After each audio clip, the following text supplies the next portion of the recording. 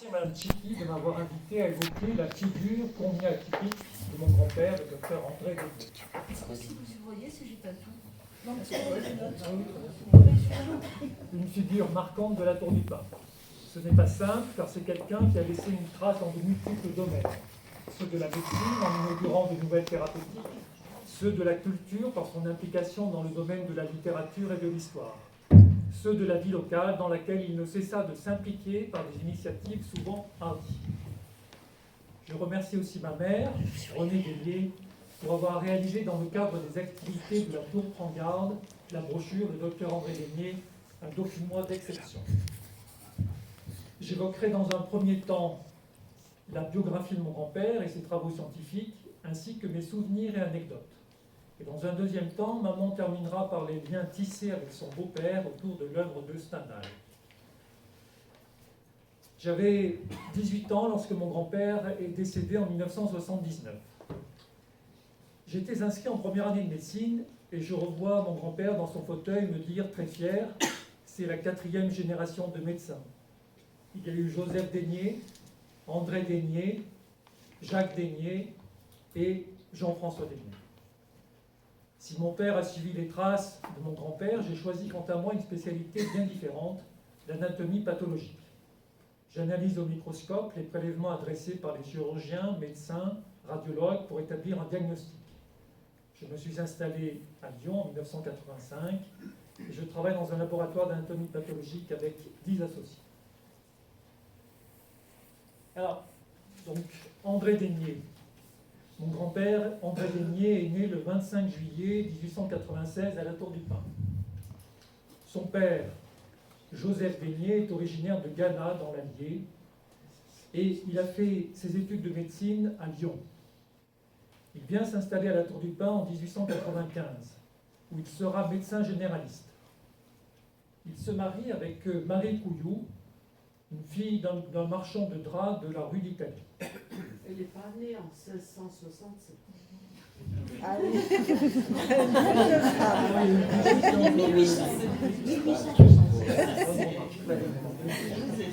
Ça peut faire vivre longtemps avec un médecin. Peut-être que grâce à un vivant avec un médecin, une bonne santé. Son cabinet se situe au 20 avenue Alsace-Lorraine. À côté de son bureau se trouve l'écurie avec 2 chevaux et une charrette anglaise et la remise avec le hangar à foin. Donc ils ont habité le Clos, donc ici, là, la maison qui est au 18 avenue Alsace-Lorraine. Et donc là on voit mon arrière-grand-père, donc le docteur Joseph Dénier, à l'arrière d'une voiture dont il était très fier, une 2 Dion Bouton, en 1905. Et donc il faisait ses visites avec cette voiture, et donc à l'avant, le chauffeur c'est Eugène Calamant, sa femme Sophie la cuisinière.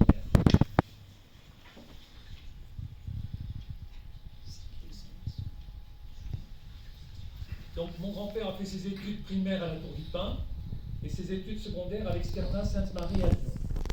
Donc là vous voyez, il a été ensuite pensionnaire à l'externat Sainte-Marie de Lyon. Donc vous voyez le père Francisque Dénier, c'était son oncle, qui a fondé les Maristes en 1892. Le père Francisque Dénier était missionnaire aux îles Fidji, où il a rapporté les tapas.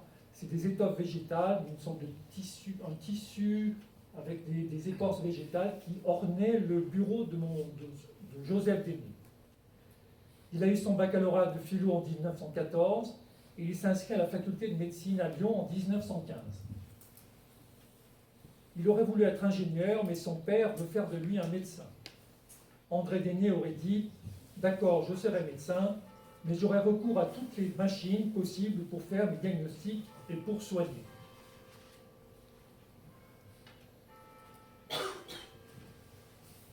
Survient donc la guerre de 14-18, il est mobilisé en 1915, il a fait la guerre à l'Auto-Chir 8, c'est l'ambulance chirurgicale automobile en Alsace.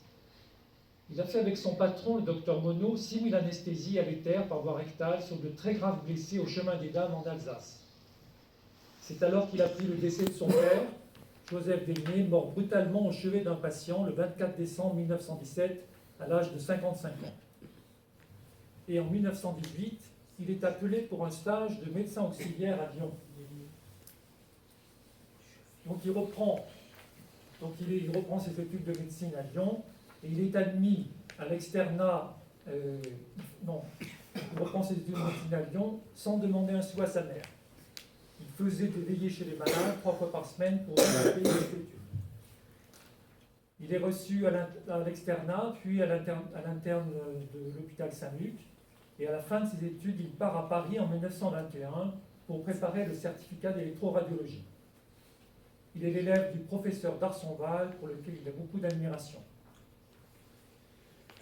Il est reçu diplômé en février 1922. Donc là, vous voyez le professeur d'Arsonval, là sur la gauche, et puis là à droite, c'est mon grand-père qui est devant un buste qu'il avait sculpté, donc un buste du professeur d'Arsonval, pour lequel il avait, comme je vous disais, énormément d'admiration. Il a fait énormément de travaux sur l'électricité médicale. Donc il est reçu diplômé en février 1922, et l'électroradiologie était une spécialité nouvelle dans les années 20. Elle comprend la radiologie conventionnelle à visée diagnostique, mais aussi le traitement par l'électricité et les rayons. Donc il y a d'une part la radiothérapie à visée anti-inflammatoire et visée anticancéreuse, et la physiothérapie qui comprend les ondes courtes, les infrasons, les ions négatifs. Et c'est cette partie de la physiothérapie qui intéressait mon grand-père. Non pas le diagnostic, mais le traitement. Donc il s'installe à la Tour du Pin le 22 mars 1922. Donc il reprend le bureau de son père, le cabinet de son père, qui était au 20 Alsace-Lorraine.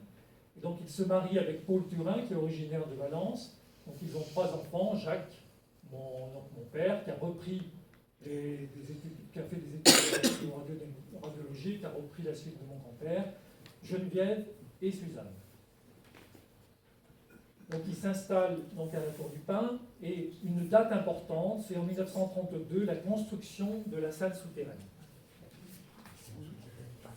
Salle souterraine, donc ça c'est comme il le dit très bien dans l'introduction de son livre La physiothérapie en pratique courante, je le cite: tous les amis de mon père m'ont déconseillé de m'installer électroradiologiste à la Tour du Pin. J'avais un programme bien arrêté, il me fallait de la place, et il y en avait puisque le clos a 5000 m², et je désirais un laboratoire d'expérience comme à la faculté. Donc cette salle souterraine mesure à peu près 10 mètres sur 10, c'est 4 mètres de hauteur, elle est entièrement plombée, et renferme donc un appareil de radiothérapie. Là vous voyez, je ne sais pas qui cache, mais donc l'appareil de radiothérapie ici, là. Et c'était un appareil très nouveau qui a été implanté dans un premier temps dans la salle, et après ils ont recouvert, donc ils ont fermé le plafond, mais c'était vraiment une salle dédiée à la radiothérapie. Et le patient était ici, sur le lit. Et donc là on voit aussi, là ici c'est donc M. Rossa, l'électricien de la Tour du Pin, qui s'occupait de la réparation des appareils électriques qu'avait mis au point mon grand-père.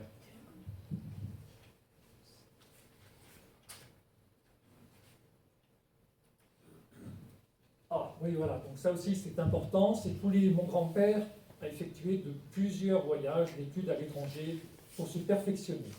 Et chaque voyage a fait l'objet d'une communication et d'un article.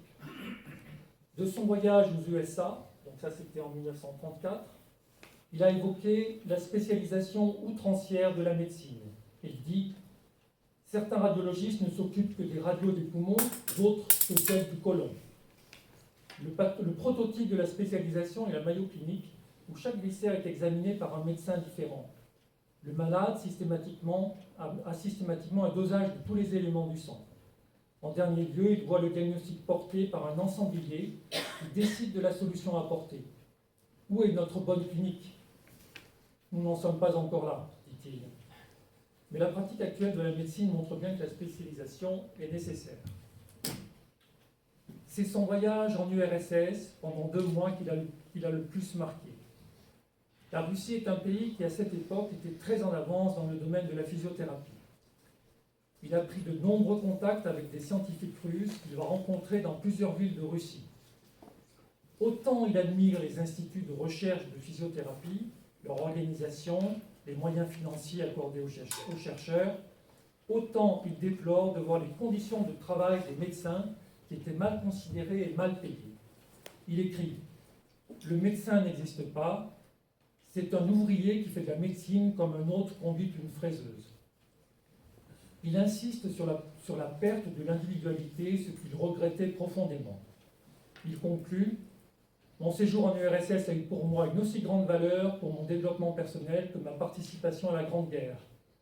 De la Russie comme de la guerre, j'ai éprouvé un aussi grand plaisir en être sorti. Depuis, j'ai goûté la joie de vivre, la joie de l'effort librement accepté.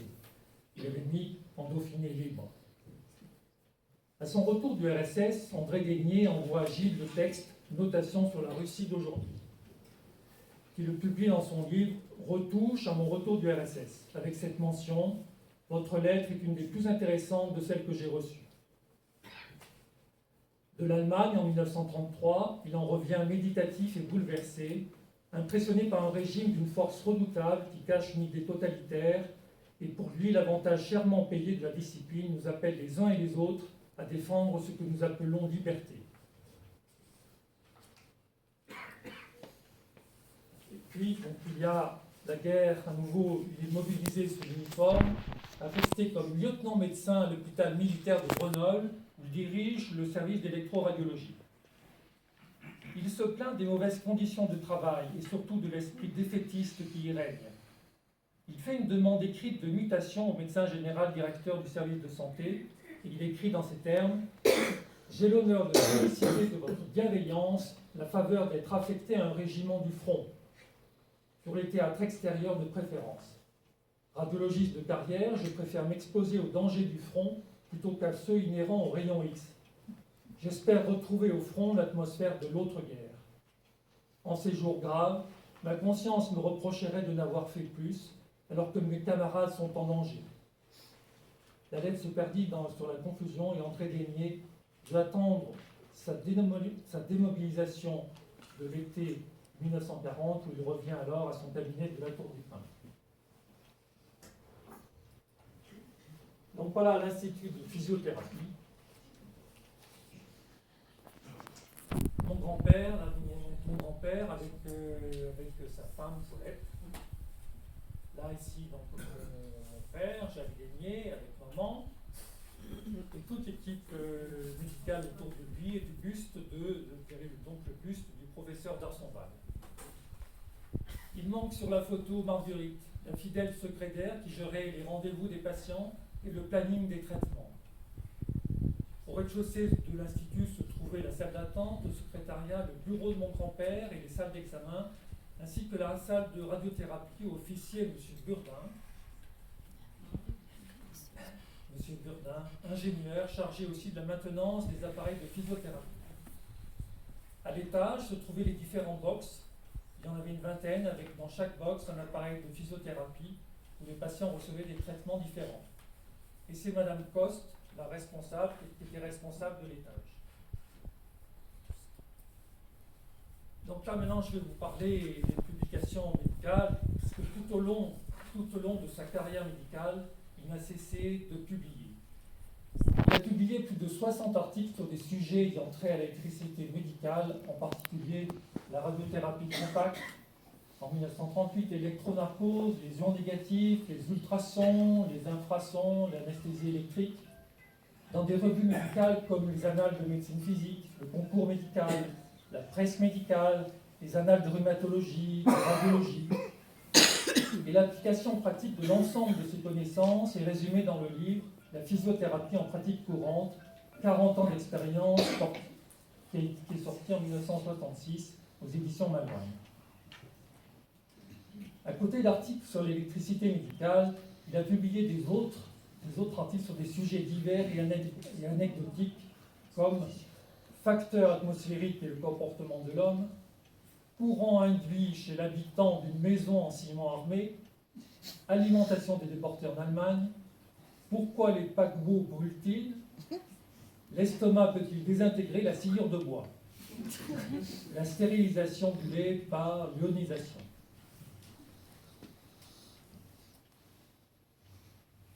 Donc à côté de Donc on a vu un peu toute sa carrière médicale et ses publications. On va s'intéresser au centre d'intérêt, aux autres centres d'intérêt de mon grand-père. Il a été créé en 1942 sous l'impulsion d'André Daigné et avec d'autres collaborateurs, messieurs Guilhem, Rossa et Hofer, une association, le Comité des pères de famille pour les plus démunis de la commune, qui deviendra les Jardins ouvriers.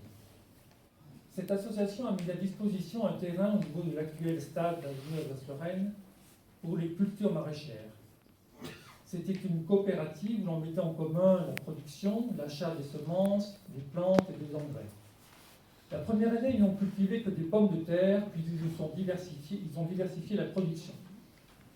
Mon grand-père, ne doutant de rien, a instauré des plantations de soja à Place Carnot, des plantes de luzerne et la culture du riz dans un bassin de sa propriété.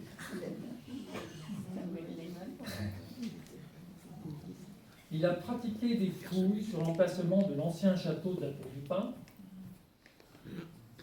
Et parce qu'il possédait un terrain à côté du cimetière dont il a fait don à la ville de la Tour du Pin en 1971, à la seule condition que les fouilles archéologiques soient faites sous sa responsabilité. Il est fondateur de l'association Renaissance Historique, qui comptait en 1972 76 membres actifs. Cette association a permis de préserver le beau toit dauphinois du XVIIe du Central Bar. Il a protesté contre la démolition du couvent des Récollets en déchirant en public sa carte d'électeur. Le monument aux morts en 1958 montrait des signes de décrépitude et mon grand-père, perché sur une échelle, avait entrepris de réparer en expérimentant pour boucher les fissures un ciment bien spécial, un ciment dentiste, en raison, disait-il, de la réaction exothermique qu'il provoque.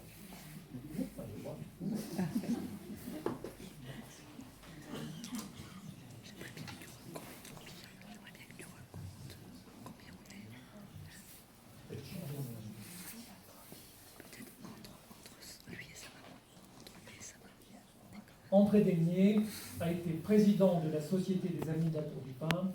Il consacra à l'histoire de sa ville natale de nombreuses publications, dont un livre sur la Tour du Pin, Terre des Dauphins, un ouvrage de synthèse à la fois érudit et d'une lecture aisée, publié en 1938.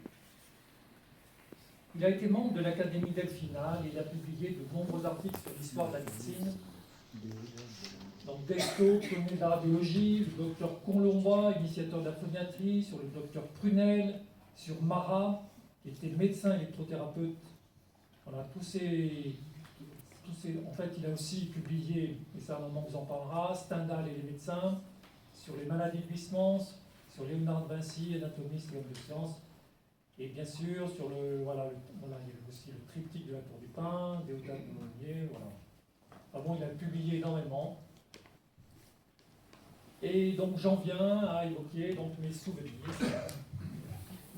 que j'ai de mon grand-père.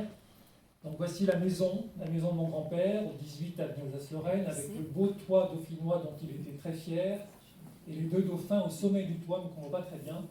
Il y avait des deux dauphins, là, juste les armoiries de la Tour du Pin. Je me souviens des repas du dimanche midi autour du traditionnel gigot d'agneau de M. Fauger, des repas animés qui se terminaient par le rituel du café, le cona préparé par ma grand-mère. Voici la clinique. Je me souviens, avant les grandes vacances, il fallait débarrasser tous les box de leurs appareils pour le shampouinage de la moquette. C'était l'occasion pour moi d'essayer les vélos dans les différents box, l'appareil qui faisait dresser des cheveux sur la tête. Je me souviens surtout des toits terrasses de la clinique sur lesquels je m'amusais avec mon ami Alain Cobb. De l'atelier qui se trouvait à droite de la clinique, donc il y avait un atelier où j'adorais bricoler dans l'atelier de mon grand-père. Lui, il ne voulait pas. Mais dès que je l'entendais arriver, j'allais me cacher derrière la porte du garage, sous les blouses qui pendaient du porte-manteau. Et puis, bien sûr, le bureau de mon grand-père. Donc ce bureau qui m'a toujours impressionné avec cette ambiance très particulière, sombre. Donc là, les tapas sur les murs du bureau. Et puis ces livres. Mon grand-père était bibliophile, n'était pas collectionneur, mais il avait l'amour des livres. La bibliothèque qu'il a constituée était plutôt une bibliothèque de travail et pas une collection de beaux livres. On m'a toujours raconté que c'est ma grand-mère qui tenait les cordons de la bourse, sauf pour les livres où il avait les pleins pouvoirs.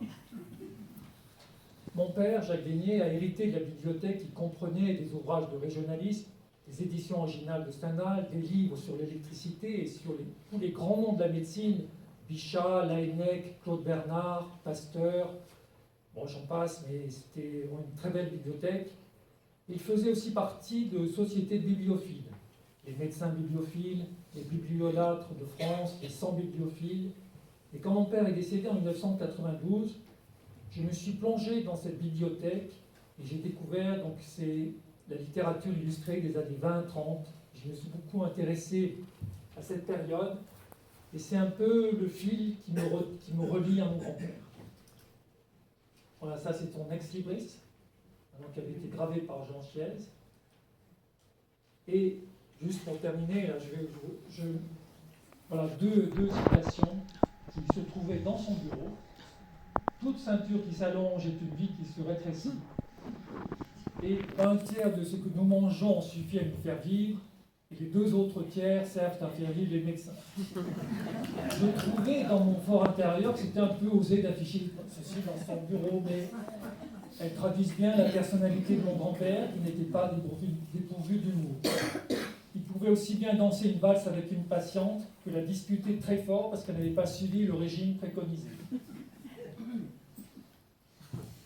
Donc voilà moi. Et je pense qu'il aurait été très fier de savoir que ma fille Charlotte est aujourd'hui médecin à Lyon et que c'est donc la 5e génération. Je remercie Madame Tchiki de m'avoir demandé de parler de mon grand-père. Cela m'a permis de me replonger dans mes souvenirs et de me réconcilier avec ce personnage que je trouvais fantasque. Cette forte personnalité qui avait comme devise « être, c'est lutter et vivre, c'est vaincre ». Voilà.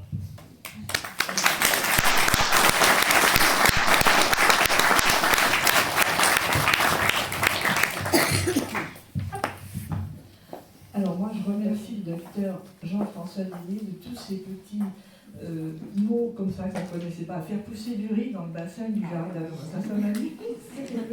Et il était à la fois très grand savant et très simple, un semblait un peu loufoque. Et on a tous des souvenirs. Moi, je me souviens du docteur, il est très mince, hein, toujours avec son papillon. Il était toujours impeccable, il se promenait dans les rues, il disait bonjour à tout le monde et il était capable de faire de grandes choses. Merci beaucoup, merci d'avoir réveillé tous ces souvenirs qu'on ne connaissait pas. Alors maintenant, on va en connaître d'autres souvenirs grâce à René Dénier, ma professeure d'anglais préférée. Quand j'étais au lycée, je pense qu'on est nombreux dans cette salle à avoir été les élèves d'anglais de Madame Dénier, qui ensuite est partie à Grenoble puisqu'elle était agrégée. Le lycée de la Tour des Pins, c'était pas assez pour elle. Mais donc, Madame Dénier va nous parler de son beau-père qu'elle aimait beaucoup. Hein. Vous avez besoin du micro? Oui. Pardon? Vous avez besoin du micro? Je pense, oui. D'accord. Très bien. Est-ce que vous avez quelque chose à passer à non. Lumière. Lumière. Lumière. Voilà. Non, c'est peut-être pas la fête, mais c'est la grande lumière. Si. Non, un peu terminé. Comme ça? Comme ça. Voilà. Comme ça, ça vous va. Est-ce que vous y voyez assez?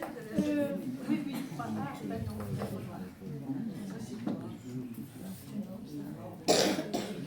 On va être obligé de le faire de manière pas télévisée parce que sinon il peut pas laisser moi. Tant pis pour la lumière, tant pis pour moi. Ah zut. Ah, mais si, j'y vais. Voilà. Et je vous donne le micro. Vous croyez? Je sais pas, vous l'entendez? Oui, je pense. Oui, il vaut mieux. Oui. Oh là là. J'ai l'impression d'être en classe. D'être l'élève. Voilà. Eh bien, j'ai plaisir à dire quelques mots pour évoquer un aspect plus intime de la personnalité de mon beau-père. Comme on l'a vu, je reconnais même pas ma voix. Comme on l'a vu, il ne se contentait pas d'être médecin et il était attiré par nombre d'activités comme la bibliophilie ou la sculpture qu'il pratiqua en prenant pour modèle des membres de sa famille ou des savants, comme son maître d'Arsonval, on l'a vu sur l'écran tout à l'heure, dont le buste figurait en bonne place dans son bureau.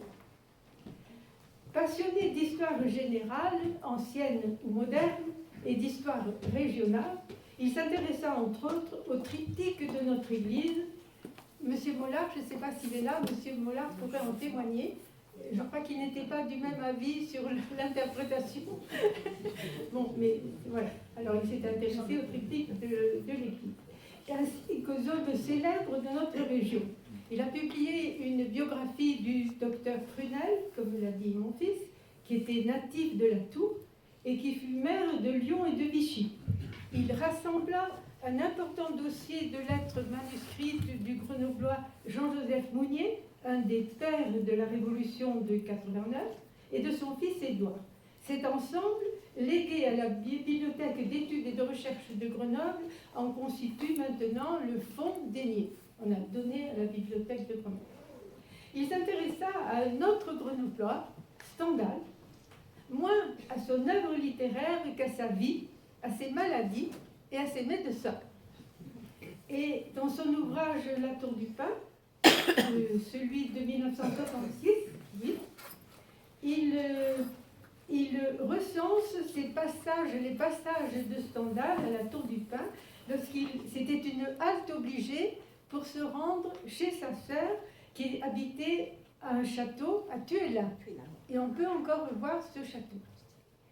Et il parle, oui, Thuélin qui est à 2 heures de la Tour du Pin, je le cite, sur le joli coteau de Thuélin, au milieu de ces champs dont il apprécia les bois verts, si verts et si tranquilles. Il appréciait je m'abstiens, bien qu'en ayant envie de citer des passages de l'admiration de l'échange de mon beau-père, de Stendhal avec sa sœur qu'il venait voir. Et quand il allait voir sa sœur, Stendhal passait la nuit à l'auberge Cholat. Et cela est témoigné par une plaque qui fut l'hôtel Cholat fut ensuite le Grand Hôtel, puis un magasin de meubles, et pour finir, et c'est un signe des temps, une banque. C'est devenu une banque. Et c'est à l'occasion d'une communication sur Stendhal faite par mon beau-père à l'Académie Delphinale de Grenoble que le professeur Delito, doyen de la faculté des lettres et autorité incontestée de la critique stendhalienne, lui confia qu'il cherchait un angliciste, un ou une angliciste, pour établir une édition fiable du Courrier anglais, ensemble très important d'articles de Stendhal qui avaient paru en anglais dans la presse britannique, mais qu'il convenait de traduire en français pour essayer de retrouver le texte original, le texte de Stendhal. Ça avait été traduit, mais voilà, il fallait... Voilà. Alors mon beau-père pensa spontanément que ce travail me conviendrait. Et c'est ainsi que grâce à lui, je me retrouvais en 1969 assistante de littérature comparée à la faculté des lettres de Grenoble et que je quittais, non sans regret, mon poste de professeur au collège de la Tour du Pin où je coulais des jours heureux entre mes collègues et mes élèves dont je garde encore un souvenir très vif. Mon beau-père était un homme d'ordre, attaché aux traditions, comme l'a dit François, dans la vie sociale comme dans le cercle de famille, où se maintenaient les rites immuables, comme le déjeuner du dimanche, ou l'embrigadement de tous, enfants et petits-enfants, dans le balayage des feuilles en automne. Il avait des comportements très en avance sur son temps, comme le fait de jeûner tous les vendredis, pratique à la mode maintenant, et il était également précurseur de l'écologie. Le soin, il insistait pour ne jamais jeter de morceaux de papier à la poubelle. Il fallait mettre les papiers de côté. Je ne sais plus trop ce que ça devenait, mais on ne pouvait pas mettre les papiers avec les autres détritus.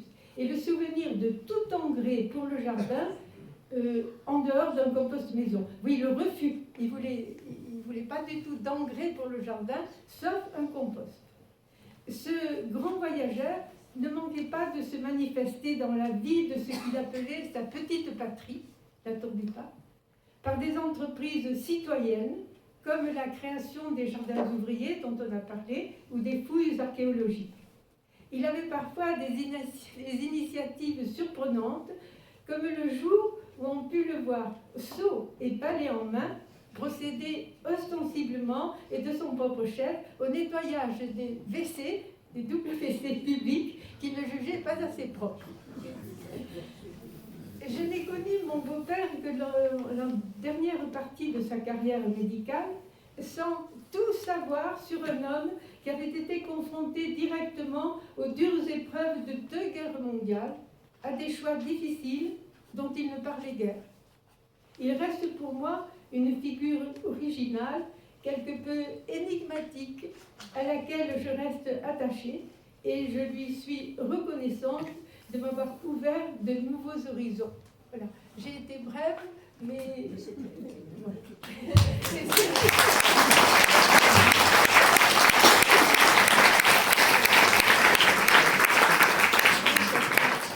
ce que j'avais aussi, j'aurais pu dire, c'est surtout les arrêts, les voyages de Stendhal, de Henri Bell, rendant visite à sa sœur à Tuella. Mais ça, on peut le trouver dans cette édition de La Tour du Pin. Donc,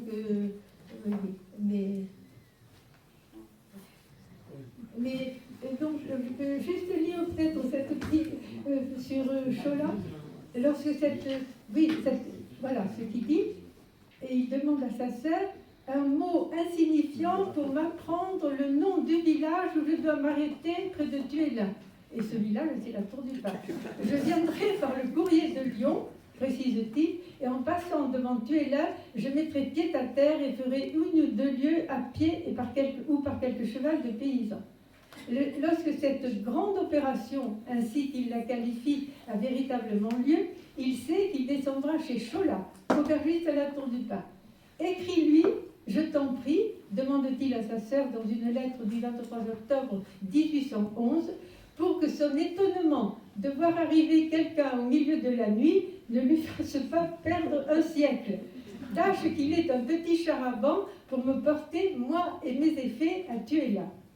Et pour plus de sûreté, il rédige une autre lettre avec les mêmes indications à Grenoble.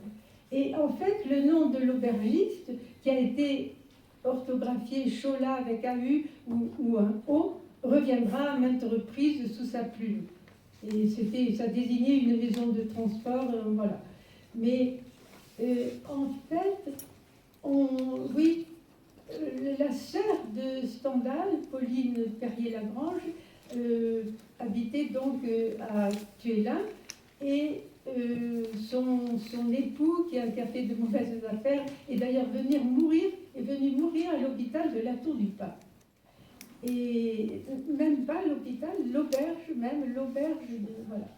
Et la Tour du Pin était un lieu de transit obligé pour qui se rendait à Tuella.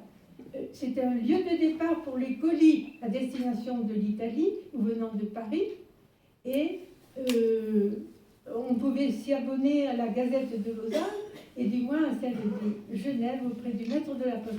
Donc Tuella, la Tour du Pin avait son importance, et la Tour du Pin sera aussi liée à l'épisode de la vie d'Henri Bell en 1814, et parce qu'il est chargé de participer à la défense du Dauphiné, et aura Vienne et la Tour du Pin sous sa juridiction. Là, je m'égare parce que je finis par parler de la Tour du Pin. Voilà, mais c'est tellement lié, le Stendhal est tellement lié pour moi à mon beau-père que je me suis... Voilà, vous voudrez bien m'excuser, cet égarement passager. Voilà.